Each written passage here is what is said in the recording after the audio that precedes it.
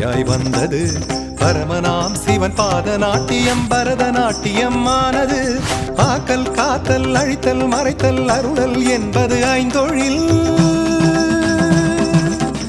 ஐந்தொழில் நடத்தும் அண்ணாமலையான் ஐந்தொழில் நடத்தும் அண்ணாமலையான் சாதா மதாதா மாரேதா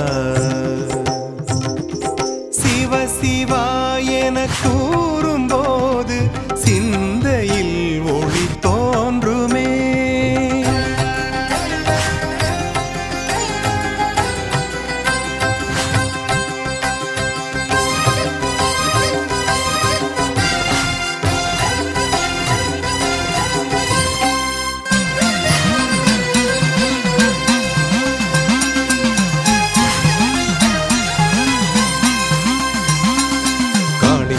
வானம் மீது இறைவன் புரிந்த நர்த்தனம் கைலை நந்தி மேளம் கொட்டிய சுத்தமத்தளம் அற்புதம்.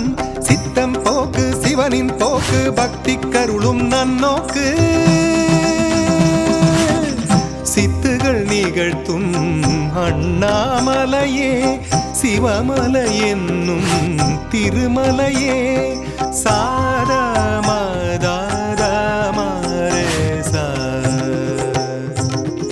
சிவ சிவா என கூறும்போது சிந்தையில் ஒளி தோன்றுமே.